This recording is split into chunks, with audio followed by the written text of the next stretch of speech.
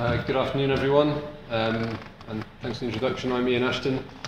I'm talking to you today about some work I did in an internship with a local company under the NERC KE scheme. And I'm hoping to show how working with a local company, it was a great experience for me, but how it helped not only that company who were developing a measurement platform, not only develop their product, but how it also helped me and my group and potentially research get some benefit from the activities that the company were doing. So, by way of background, I work in the University of Exeter in the Cornwall campus. A lot of our work and a lot of our experience is in applied oceanographic measurements for things like waves and currents, but also ecological conditions and engineering assessments. A lot of that came about through supporting test sites in the region and supporting developer activity. And the group was initiated at the birth of the Penryn campus in Cornwall. And a lot of the drive for that campus has been for research to work with industry in the region. And one of those companies that we've worked with is Mojo Maritime, who've seen significant growth over that period. And they're a company that specialises in marine operations for marine renewable energy, right through from conception and design of your operations to help things get into the water, and project management and actually running the operations as they go. They have particular experience with projects in the area of high tidal flow. And a lot of what they've benefited from relationships with the research world to date has been to continued R&D into how they do things, developing projects for things like project management, but also measurement platforms and even more recently vessel design. And one of their R&D projects was the Mojo Maritime Current buoy. And it was on this that I undertook my internship working with the company. It's designed to operate in areas of very high tidal flow. It provides real-time data through a Wi-Fi link back to operating vessels. And that supports decision-making during marine operations.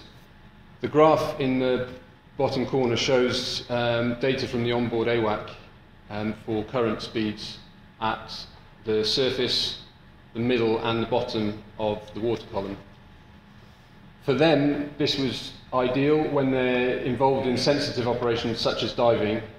Rather than making decisions on safe limits in terms of the surface currents, they could actually look at what the currents were doing through the water column, so they would only be putting people into the water or performing any other sensitive operation when they knew of the conditions throughout the water column, which for them was ideal. But what it also provides in their design is a very stable platform that sits on the surface with real-time telemetry in areas that are very notoriously hard to work in.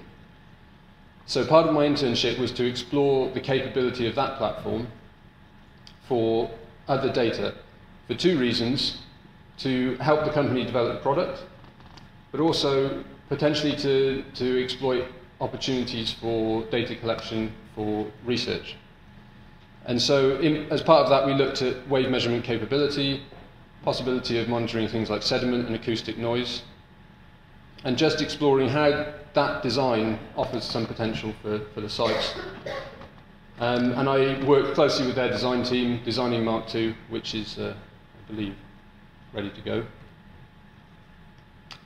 And what that did for the company was it engaged them with the research community. At the time I interrupted my work, I was on the Flowback project, which we'll hear more about later. But that project was very active in the area. So they engaged with the research community, with people like Flowback. My group at the University of Exeter were involved gathering measurements already in the Inner Sound. Also UHI, ERI, and the Maygen project. So the company came into contact with people who were working, collecting high-quality data sets that would help them validate any work they've done with their instrumentation. But also, conversely, like I said, it offered this platform for researchers to improve the data or to collect new data from such a difficult site. The project was a success. As I said, we developed more, but also in terms of a legacy that remains between the company and the research community. They continue with their R&D, and they're now looking at a low-motion platform for floating LiDAR. Now, this is a competitive area for them. They're not the only person developing that technology. But they have secured funding for a sea trial at FabTest, the Falmouth Bay Wave Energy Test Site. And this, again, is presenting opportunities to take advantage, for me, to take advantage of this installed platform that they will be installing at the test site for environmental monitoring. So again, I find myself working with the company, this time not as part of the company, but in my research role, to support development of a new technology for them, but also supporting my research, improving my research techniques and giving me valuable data with which to do the research. So this particular project, they'll be working at FabTest. For those of you who don't know, it's a fully consented site for testing marine renewable energy devices or components of devices. It's situated in Falmouth Bay in the Harbour Commissioner, in the harbour area. It's seen significant recent developments. We've got some regional growth funds to support that. And Mojo Maritime will be deploying, will be taking up one of the birds at FabTest with their low-motion platform. What that gives us is this new opportunity to gather more data. We already collect data on mooring loads. We have wave buoys that operate at the site. This is the domain of our regional wave model, which has high-resolution grids over places of interest, such as the Wave Hub or the FabTest site. We have ADCPs. We are investigating things such as connecting our ADCPs to the low-motion platform to take advantage of their telemetry. And also wind measurements. We're collecting wind measurements from their platform, again for our site. And that's going to have some very specific benefits. One of the benefits is for very high-resolution modelling.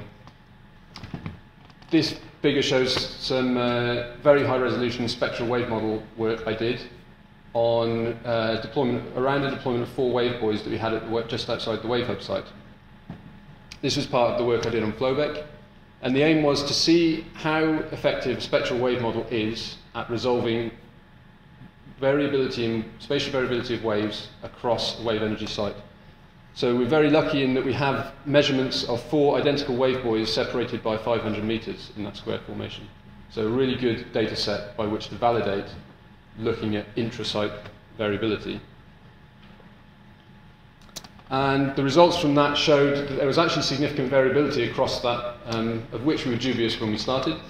But variability did, even in average parameters for certain periods, particularly periods where there were lots of low-frequency energy through the winter, there were differences of up to 10% in the power across the 4 buoys. And the figure on the top right shows the differences in the spectral estimates, with the dashed line being the mean spectrum.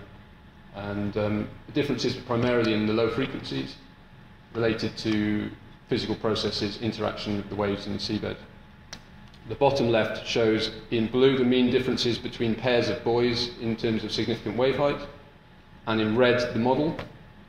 It performed reasonably well, but it didn't predict the model didn't predict differences as large as the wave buoys. And as David said, models are always wrong.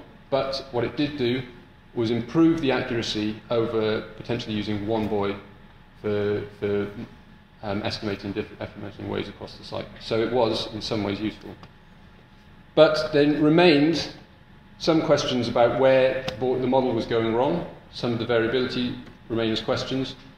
And for us, working with Mojo, we can take away some of those variabilities by taking advantage of their platform to get currents, taking advantage of their platform to get waves at the site, with a deployment then of buoys around the fab test site, we're able to repeat this, but start to investigate more of the parameters that in the initial study were unknowns. So again, working with Mojo is helping us, working with the company is helping us to get more data for our research, and at the same time it's helping the company to validate and move forward with their product development.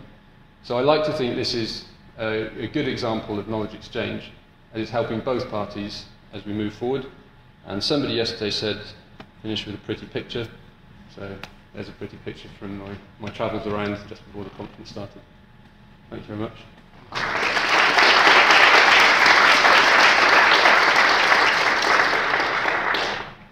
Just got time for one quick question. I think you might be escaping here. I'll get you next time. Okay.